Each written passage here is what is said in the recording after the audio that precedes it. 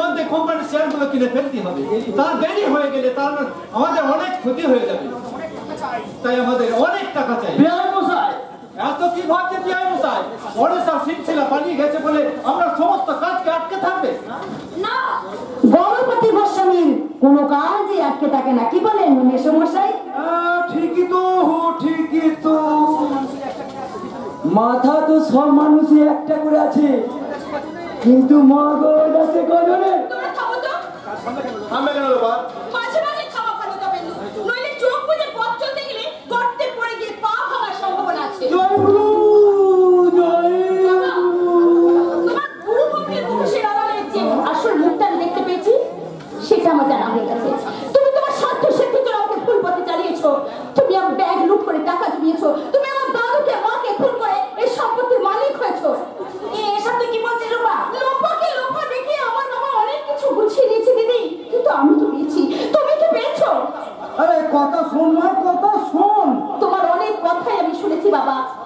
সব ঘটনা জানতে পারার পর আজ তোমাকে আমি একটা কথা বলছি, শোনো। সারা জীবনে অনেক সময় খরচ করে তুমি টাকা কিনেছো, কিন্তু আজ তোমার হাতে জীবন কেনার মতো সময়ও নেই, টাকাও নেই। কি হলো বিআই মশাই? আপনার বৌমা হঠাৎ এইরকম রেগে গেল কেন?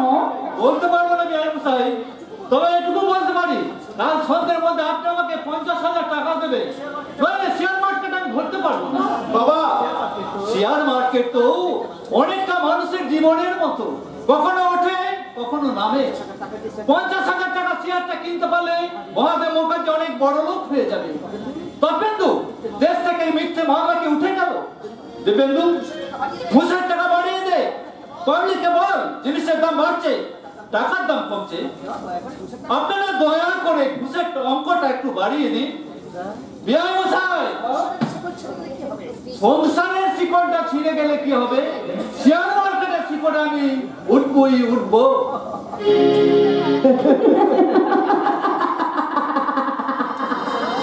মেসমশাই, মেজো ঠাকুরপো, ছোট ঠাকুরপো, তোমরা দেখছি সবাই মিলে ভীষণ ভেঙে পড়েছো। হরি বল, ভেঙে পড়ার তো কিছুই নেই, আমি তো আছি। তুমি? হ্যাঁ আমি, সাংবাদিক সুপঞ্জ মুখার্জির বউ। সেদিন ফল টাকা দিতে গিয়ে দেখি ভিখারির মতো রাস্তায় বসে রয়েছে। ফল টাকা ফিরিয়ে দিলেও জীবনের প্রয়োজন মতো সে আমাকে ফিরিয়ে দিতে পারেনি। তাই তোমরা সাহস দিলে টাকার প্রয়োজনে আমি কিন্তু মেয়ে শিলশিলা হয়ে তোমাদের কাজে লাগতে পারি। আমাকে তোমরা শিলশিলা করে দাও। বলি হ্যাঁ, তোমাদের জন্য আমি অবশেষে নষ্টটুকু ত্যাগ করে মেয়ে শিলশিলা হয়ে ওই হোটেলে আমি নাচতে পারবোই। পার্বতী, আপনার মেয়ে আমাকে নাচ শিখিয়েছে, গান শিখিয়েছে, মদ খেয়ে বেহাল্লাপনা করতে শিখিয়েছে। আমি তো আপনার মেয়ের মতন, আপনি আমাকে গয়না দিয়েছেন, ময়না পাখির মতন গোল ফুটিয়েছেন। সেই আমি যদি টাকার প্রয়োজনে মেয়ে শিলশিলা হয়ে নাচতে পারি, তাহলে আপনি কি খুব লজ্জা পাবেন মেসমশাই?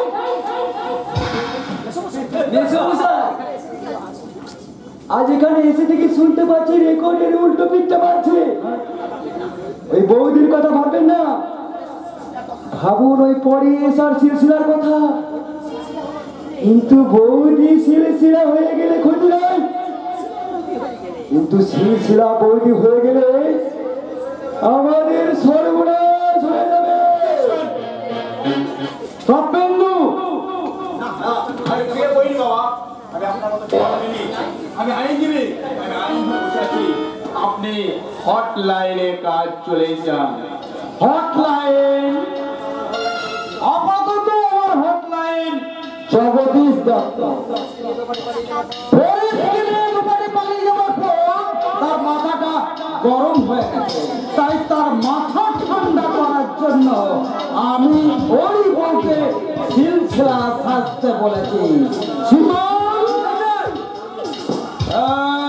পরে সিলসিলা কোথায়? তার স্ত্রীকে নিয়ে অপেক্ষা করছে। ও, মেয়েটাকে কেমন মানিয়েছে? দারুণ স্যার। ওকে সিলসিলা বলে চালানো যাবে সিওর, কিন্তু ছুরিটা স্যার রাজি হচ্ছে না। কোনে পাখি কি সহজে পোষ মানে?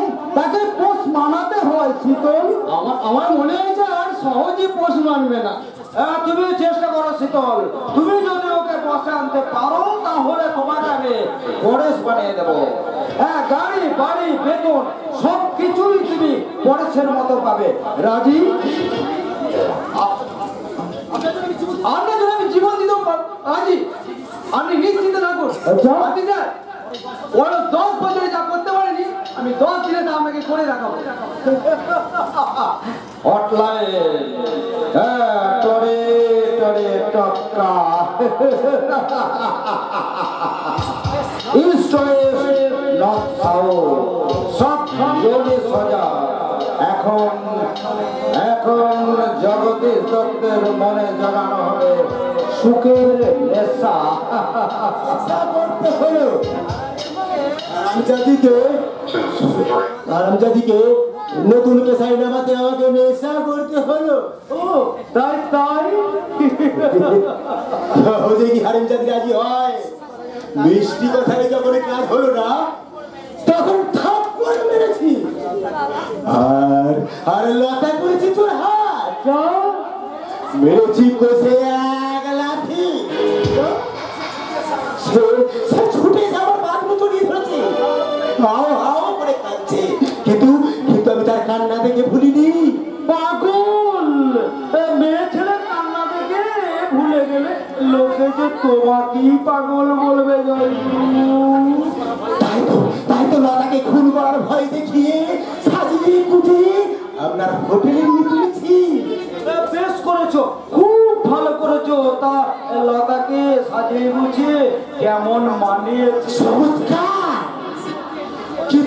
কিন্তু শোকে দুঃখে লজ্জায় সে যেন মুবা হয়ে গেছে। পেয়েছি জগদীশ দত্ত, পথ আমি খুঁজে পেয়েছি। তোমার বউ লতা বোবা হয়েই থাকবে, সে গাইবে না, শুধু নাচবে। আর তুমি পরেশের মতো বোবা সিলসিলাকে নিয়ে শীতলের কথা মতো সব কাজ করবে। হ্যাঁ, তোমাকে আমি 1 লাখ টাকা দেব। 1 লাখ টাকা? জুট মিলের ছাড়াই শ্রমিক জগদীশ দত্ত, তোমার লাখ খুলে গেল। লটারির ফার্স্ট প্রাইজ আমার বউ, আর সেকেন্ড প্রাইজ আমার বোন। তোমার বোন আর বউ আত্মহত্যা করবে? না, আমি ওদের আত্মহত্যা করতে দেবো না। ওদের আমি ছায়ার মতো আগলে রাখবো। তুমি মানুষ নাও। যতদিন মানুষ ছিলাম ততদিন আমার সুখ ছিল না। আজ টাকার দেবতা হয়ে সুখের ভগবানকে কিনতে হাত বাড়িয়েছি। তুমি বোনকে গণিকা তৈরি করে হাসতে তোমার লজ্জা করছে না? না ভাজি লজ্জাটা তোমার কাছে ভিক্ষা চাইবো। কি বলে? লোপা দেবী, আমার যদি মনুষ্যত্ব বাজায় থাকতো, বইয়ের যদি লজ্জা সম্মানকে বাঁচিয়ে রাখতাম, তাহলে তোমার টাকার পাহাড় কি এমনি জমতো না? আমার সুখের চিলেকোটায় বসে আনন্দের পায়রা বকবকুম করতো। তোমার এত টাকা লোভ কেন? আমার বাবা গণপতি গোস্বামীর কাছে লক্ষ টাকা পেয়েও কি তুমি ফিরে পাবে তোমার সেই হারিয়ে যাওয়া জীবন? আবার কি তোমার জীবনে উঠবে সেই রজনী গন্ধার গন্ধ মাখা আধখানা চাঁদ? আর কি কখনো উঠবে তোমার জীবনে সেই পাশের সুরে ঘুম ভাগার সূর্য ওঠা সকাল? আমি সকাল চাই না, আমি বাসি চাই না, আমি চাঁদ চাই না, আমি চাঁদি চাই, চাঁদি। তাই তো আমার জীবনের আকাশ থেকে চাঁদটাকে টেনে এনে মাটিতে ফেলে স্তব্ধ করে দেব করুণ বাঁশির সুর। আমার অতীত জীবনে ফিরে আসা সূর্যটা সকালকে আমি ফেলতে পাঠিয়ে দেব রাতের অন্ধকারে। ছিল কর্তব্য কিরণ, ভালোবাসার আলো, কিন্তু ওই সবটুকু আলো ওই রাহুটি সব আলোটুকু ওর কালো করে দিয়েছে, কালো।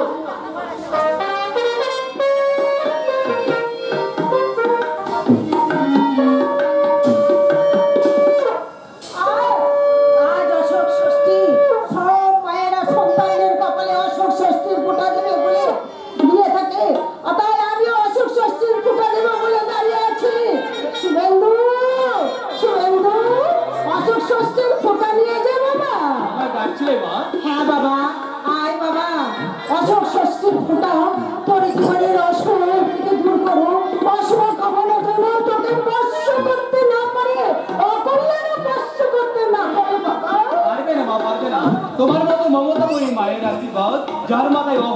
করে করছে তার কেউ কোনোদিন ক্ষতি করতে পারে না, কেউ কোনোদিন ক্ষতি করতে পারে না। তপস্যা করে তার মতো ওই তপন তো এসেছিল আমার ছোটবেলায় তার হাত পা ছুঁড়ে খেলা করার কথা আজ আমি ভুলতে পারিনি। তাই সেই 7 লক্ষ টাকার স্বপ্ন দেখতে দেখতে আমাকে ছেড়ে চলে গেছে। তাই তাকে স্মরণ করে আমি দরজার পাতাকে ফোঁটা দিলাম। তপন আশীর্বাদ করে তুমি সুখী হও বাবা, তুমি সুখী হও। না না, আমি কাঁদবো না। আমি কাঁদলে আমার সন্তানদের যে অমঙ্গল হবে। তাই এই ফোঁটা আমি দিব্যেন্দুকে দিলাম। দিব্যেন্দু সাত মহলার সর্বসুখ পেয়ে আজ তুই মাকে ছেড়ে চলে গেছি। তোকে আশীর্বাদ করে বাবা, তুমি সুখী হও, সুখী হও। এবার ফোঁটা দিলাম আমি পার্বতীকে আর লোপাকে।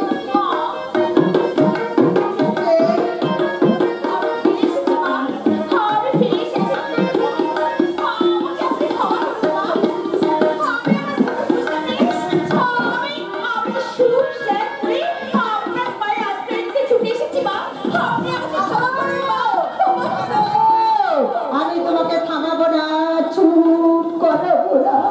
তোমার অমরের ফুল আর শান্তির ফুল হয়ে ঝরে পড়ো। আর মাঝখানে ফুটে উঠি আমি মায়ের স্নেহের মাটিতে দোপাটি ফুল। দোপাটি ওরে হতভাগী দোপাটি, গায়ের কোন নরম মাটিতে নিজের সৌন্দর্যটাকে পুঁতে রেখে আমার জীবনে পুঁতে দিলি সৌভাগ্যের ফুল। ওরে হতভাগী, তুই সুখী হ, তুই রাজবাড়ি হ। হয়ে গেল দোপাটি রাজধানী হয়ে গেলে আমাদের অবস্থা দেখি। লোপা, তুমি এখানে মন্দিরে না এলে যে দেবতার দর্শন হয় না দাদা। কি বললে? আমি সুখের আশায়, শান্তির আশায় আমি এতদিন মিথ্যে পরিচিতার পেছনে ছুটেছি। তাই আমার ভুলের প্রায়শ্চিত্ত করতে আমি ছুটে এসেছি দাদা। আমি ছুটে এসেছি। সত্যি বলছেন? আমি মিথ্যে বলবো না, আর কোনোদিন ছলনার পথে পা দেব না। আমার বাবার লোভী স্বার্থপর চরিত্রটা আমার কাছে আজ পরিষ্কার হয়ে গেছে। কিন্তু আমি তোমাকে বিশ্বাস করব কেমন করে? তুমি যে তোমার বংশধর বাবার কথা মতো আবার আমাদের কোনো ক্ষতি করতে আসনি, তার প্রমাণ কি? প্রমাণ ওর দুজনে ধরে ভা অনুশোচনার অশ্রু বাবা। মা, আপনি যে বিশ্বাস করুন দাদা, আপনি ঠকবেন না। আমাদের এই গণজাগরণে ওই লোভাদিকে এগিয়ে আসতে দিন। শয়তান গণপতি গোস্বামী আমাদের আজ এগিয়ে আসতে দেবে না। দেখি বাঘের ঘরে খগের বাসা। ভয় পাওয়ার কিছু নেই পরেশ। লোপাদেবী এখন আমাদের মতো একই পথের যাত্রী। তুমি নিঃসংকোচে নতুন সংবাদ বলতে পারো। আমি একেবারে গণপতি গোস্বামীর কাছ থেকে পালিয়ে এসেছি। এ খবর ওরা জেনে ফেলেছে। সর্বনাশ! তাহলে এখন কি হবে? কিছুই হবে না দোপাটি। আমরা থাকতে তোমাদের একটির কেউ ক্ষতি করতে পারবে না। আমার দাদার তীক্ষ্ণ বুদ্ধি আর আমার ক্ষমতা তোমাদের সর্বক্ষণ আঁকড়ে রাখবে। পরে সংবাদ বলো পরেশ। খুব বিশ্বস্ত সূত্রে আরো সংবাদ পেলাম, গণপতি গোস্বামী মাদক দ্রব্য বোঝাই ট্রাক আজ বালি ব্রিজে পেরিয়ে শহরতলি শিল্পাঞ্চলে চালান যাবে। সত্যি বলছো পরেশ? আজ ঠিক রাত 12টার পর। রাত্রি 12টার পর আপনি দক্ষিণেশ্বরের কাছে মোবাইল চেকিং দেবে। আজকে শেষ সংবাদ এই চিঠি। চিঠি বলে জয়ন্তদা বলবে কার চিঠি, কিসের চিঠি। শুভেন্দুদা, সে বিখ্যাত সাংবাদিক কর্তৃপক্ষের চিঠি। কি লিখেছে? মাননীয় জয়ন্ত বাবু, আপনার যে সাংবাদিক বন্ধু চাকরির জন্য আমাকে সুপারিশ করেছিলেন, আপনি আজ সেই নির্ভীক সাংবাদিক শুভেন্দু বাবুকে নিয়ে আসুন। তিনি আজ থেকেই তার কর্মভার গ্রহণ করবেন। মাগো মা, দেশের মাটি থেকে বিচ্ছিন্নতার অবক্ষ এখনো শেষ হয়ে যায়নি মা। সূর্য উঠছে, কালো রাতের অন্ধকার বিদীর্ণ করে পৃথিবীর মাটিতে উঠে দিচ্ছে ফুটন্ত সকাল। এবার শুধু আর বিজ্ঞাপন নয়, এবার শুধু সংবাদ। এই মমতাময়ী মায়ের কম্পিউটারে ভালোবাসার সংবাদ। অন্ধকার থেকে একদল পাখি আলোয় ফেরা সংবাদ।